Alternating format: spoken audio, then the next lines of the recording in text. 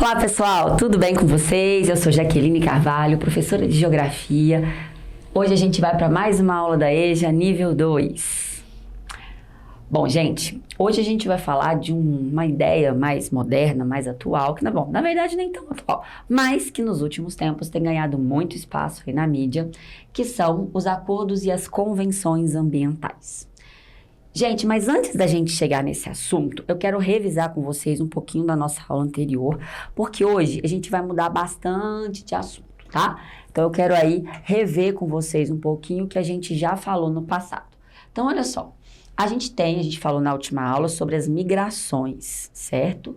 E as migrações e a questão dos refugiados. Então a gente tem duas situações aqui, né? Primeiro, migração é a saída, né, dos indivíduos, saída e entrada dos indivíduos em vários locais.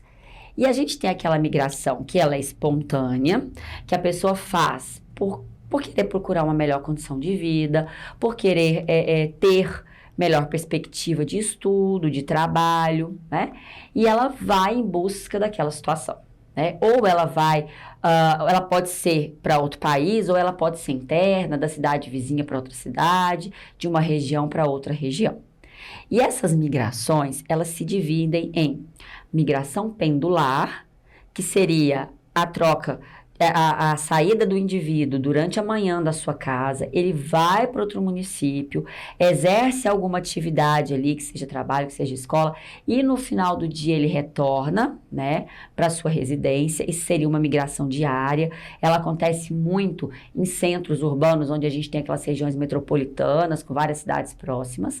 E a gente tem também, por exemplo, a transumância, ou migração sazonal, que é aquela migração em que a pessoa sai, vai para outra região, trabalha ali às vezes na colheita, passa ali 2, 3 meses trabalhando e retorna ao seu local de origem, certo? Esses são alguns exemplos. E a gente vai ter a temática do refugiado, que hoje tem aí tomado conta, né, desse mundo aí das migrações, que são aquelas pessoas que fazem uma migração forçada, que são obrigadas a saírem do seu território porque a sua vida corre risco, fruto de guerras, fruto de perseguições religiosas, de perseguições políticas, de miséria, de seca extrema, né? Então, hoje, o que a gente mais vê falando de migração, quadro, né, que toma conta dos nossos noticiários, é em função desses refugiados, né? Pessoas que fogem literalmente dos seus países, de seus locais e buscam um local de maior segurança em função de inúmeros problemas. E nem são todos os países que aceitam receber esses refugiados. Bom, vamos lá agora falar de meio ambiente. Então agora a gente vai mudar completamente de assunto, né? Nós vamos para outra temática, então a gente vai encerrar essa questão da população, que a gente ficou falando nas nossas últimas aulas, e vamos agora adentrar a uma matéria diferente, a um conteúdo diferente, que é meio ambiente. Então vamos começar agora, prestar atenção, que essa vai ser aí a norteadora das nossas aulas, certo? Bom, meio ambiente. A partir da década de 70, iniciou-se uma preocupação ambiental e a difusão da ideia de ecologia. Gente, desde que o ser humano está no planeta, a gente já falou sobre isso, ele exerce modificações no meio. Então, desde que o ser humano está aqui, a gente tem aí uma porção de modificações que acontecem no meio, né? Desde pequenas até alterações grandes, né? Até alterações de grande montante. Só que no passado, o homem não se atentou que deveria ter essa preservação. Então, a gente ficou aí várias décadas, principalmente desde a industrialização, a gente veio, né, degradando esse meio ambiente, com a questão da indústria, isso foi aumentando ainda mais depois da Revolução Industrial. E aí, chegou-se um momento da nossa história que foi necessário o homem começar a se alertar, começar a perceber que algumas alterações no ambiente já estavam acontecendo e que talvez pudessem causar um dano maior à saúde humana, né, à vida humana no planeta. E aí começa a ser feito ações para cuidar melhor desse meio ambiente. E dentre essas ações, a gente começa, por exemplo, o surgimento de leis, né? Para fiscalizar, para legislar, para colocar um limite nessas questões ambientais. E a gente também começa uma perspectiva de reuniões entre os países para começar a criar estratégias comuns, não é? Para melhorar o nosso meio ambiente. E aí, desde a década de 70, então, houve uma percepção de vários planetas, de várias entidades e grupos, que era necessário reuniões, encontros, criação de leis, de tratados, para que a gente pudesse melhorar a temática ambiental. Bom, e aí, da onde surge essa ideia, né? Vamos cuidar, vamos pensar na saúde do nosso planeta, vamos cuidar desse planeta que é a nossa casa. A população e as ONGs iniciaram uma pressão sobre o poder público na tomada de medidas sobre a temática ambiental, né?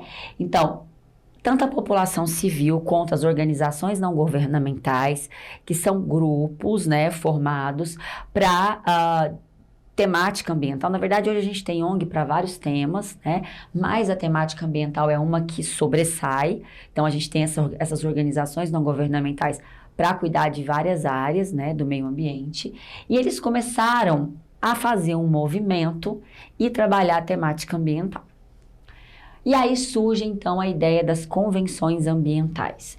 Convenções, gente, são reuniões, né, que geralmente os estados, os países participam, mandam representantes, mandam cientistas e até os próprios presidentes vão a essas reuniões para debater soluções, para encontrar respostas, levantar os problemas de algumas questões ambientais. E aí a gente tem as conferências ambientais, são reuniões de lideranças de diferentes países que tratam da necessidade da preservação ambiental. E aí a gente já teve várias e várias convenções ambientais, algumas mais bem-sucedidas, outras nem tanto. Gente, às vezes a gente fica com a ideia assim, essas reuniões, essas convenções, elas não adiantam nada, elas não têm nenhuma resposta efetiva. Fato, algumas realmente não têm uma resposta tão efetiva. Outras já alcançam, sim, uma positividade, já alcançam resultados positivos. Fato é, gente, é muito difícil. Vamos ser bem, analisar a coisa de uma forma bem prática. É muito complicado falar de meio ambiente quando você precisa equilibrar meio ambiente e crescimento econômico. A gente não pode desacelerar por completo a economia. As pessoas dependem dos seus empregos, a economia precisa crescer, produtos precisam ser fabricados, né? Essa questão de gerir e de oferecer produtos, da economia crescer, ela é uma situação que vai acontecer, a gente sabe disso, precisa disso para o mundo, né, crescer. Mas, por outro lado, a gente precisa preservar. Achar, então, esse equilíbrio é muito complexo. Então, às vezes, nem todas as conferências ambientais, nem todas as convenções dão o resultado esperado, mas elas já dão um pequeno resultado, né? A gente já tem que comemorar esses pequenos resultados. Claro que eles têm que se esforçar para que isso seja um sucesso maior. Óbvio, claro, os esforços eles têm que ser contínuos da sociedade civil, das organizações não governamentais e do poder público. Mas quando a gente já tem alguns resultados, a gente já tem que comemorar. Bom, e aqui eu trouxe a primeira conferência ambiental que a gente teve em 1972, na cidade de Estocolmo. A gente traz ela como super importante, porque ela vai aí ser um referencial, né, para as outras conferências ambientais que a gente vai ter no planeta. E a gente tem uma grande conferência e para muitos cientistas, para muitos analistas ambientais internacionais, essa foi a conferência mais importante de todas, a Eco 92. Eu trouxe até aqui a capa de uma revista da Veja, quando ela foi realizada. E o mais legal, ela foi realizada no Rio de Janeiro, aqui no Brasil. Então, o Brasil teve a oportunidade de sediar a conferência, uma das conferências mais importantes do planeta. Tá? E foi aqui que a gente começa a lançar a ideia, né? Começa a trabalhar com questões mais práticas. Ela foi em 92, ela é conhecida como Eco 92, certo? E foi, então, um ponto de referência importantíssimo. Depois dessa conferência da Eco 92, ou Rio 92, tá, gente? A gente pode colocar com os dois nomes. A gente vai ter a criação do Protocolo de Kyoto, um acordo assinado na cidade de Kyoto, no Japão, e que é fundamental para trabalhar as mudanças climáticas. Anterior a isso, a gente tinha convenções, mas às vezes o tema não era só a questão climática. Depois da Eco 92, a gente começou a ter outras convenções muito específicas para a mudança do clima, que já era eminente e que os próprios governos e a população civil já davam indícios de preocupação com essas mudanças climáticas, tá? E aí a gente vai ter, então, a propositura do Acordo Ambiental, né, climático do Protocolo de Kyoto. Em Kyoto, a gente deu um passo muito grande.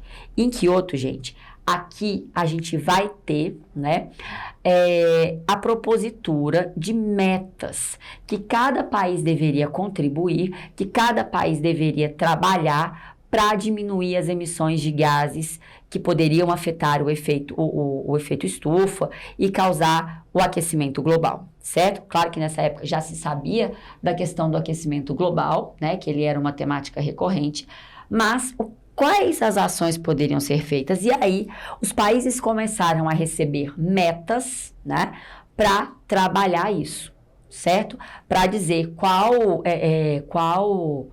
meta? Então, por exemplo, o Brasil é o país mais industrializado que se tem? Não.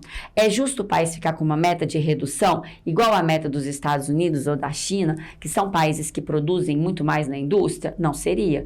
Então, cada país recebeu uma meta para poluir menos a atmosfera de acordo com o seu grau de industrialização.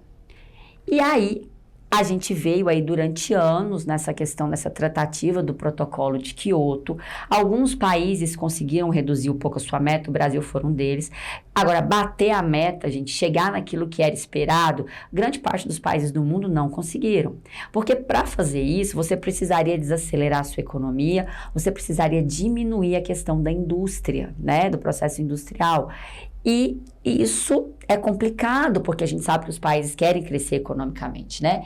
Então, a gente conseguiu diminuir, mas a gente não conseguiu bater as metas, né? Eu não estou falando só do Brasil, mas estou falando de outros países. Mas o Brasil, nesse momento, ele sim conseguiu aí marcos importantes. Apesar de agora, no presente, a gente não ter tantos motivos para comemorar, nós já tivemos um momento em que nós conseguimos cumprir melhor as nossas metas. E aí vem agora, mais recentemente, a assinatura do Acordo de Paris, que é o último grande tratado em questão climática do mundo. Gente, a gente já teve outros, tá? Eu trouxe aqui os principais, eu trouxe aqui pouquíssimas das convenções que já existiram, a gente teve inúmeras convenções, tá?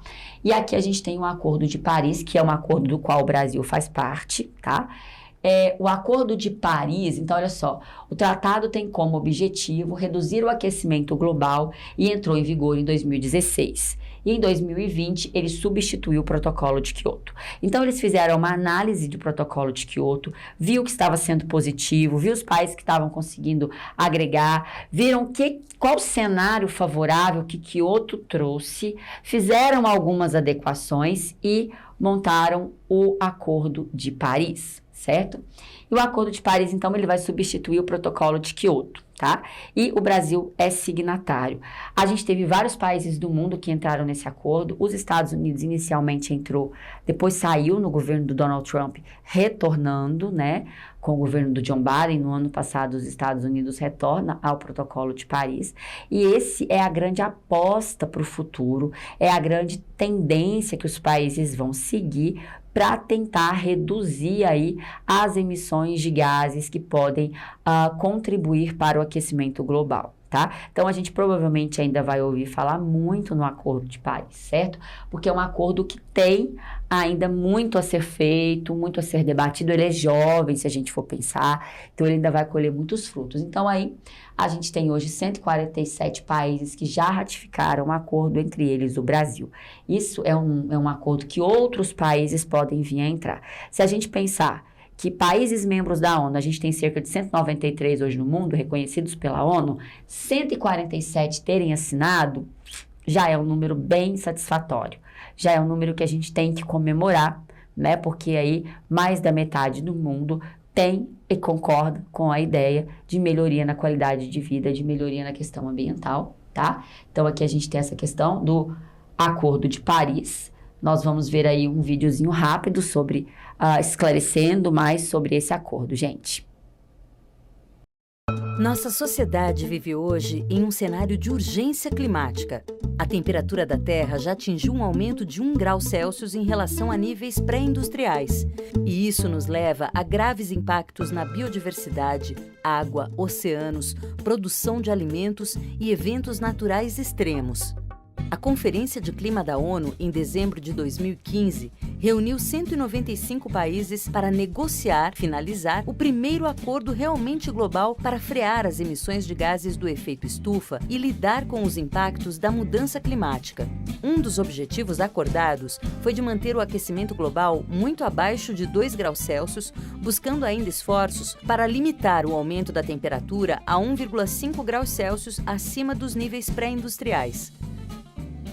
As metas apresentadas pelos países antes de Paris nos levam a cenários de aumento médio de 2,7 graus Celsius na temperatura global, níveis que podem gerar efeitos catastróficos. O acordo prevê metas para 2025 ou 2030 para a maioria dos países. Em 2018 e depois disso, a cada 5 anos, será feita uma revisão dos resultados já atingidos, das metas e de outras medidas propostas, o que permite que os países aumentem sua ambição.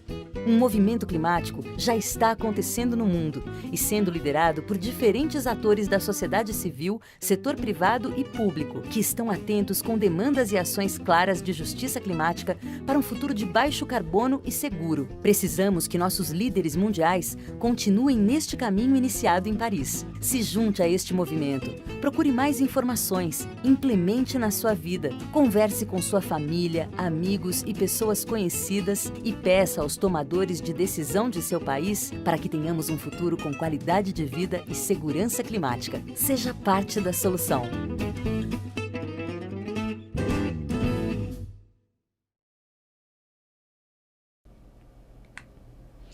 Bom, pessoal, após a gente falar esse pouquinho sobre o Acordo de Paris, a gente vai falar agora das ONGs, tá?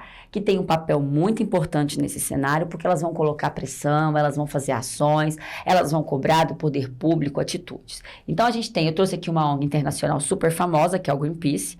Gente, a gente tem ONG em vários segmentos, eu trouxe aqui as voltadas para a temática ambiental. Então, a gente tem a Greenpeace e a gente tem uma aqui nacional que eu trouxe, a SOS Mata Atlântica, que também faz um trabalho diante desse cenário do meio ambiente aqui no nosso país e que são importantes por justamente se engajarem nessa luta, tá? Bom, pessoal, a gente vai continuar falando mais do assunto do meio ambiente nas próximas aulas, tá? Então, essa foi só uma aula mesmo introdutória para a gente entender o que são as conferências ambientais e muito obrigada pela presença, pela audiência de vocês. Eu desejo a todos bons estudos, um beijo enorme e até mais.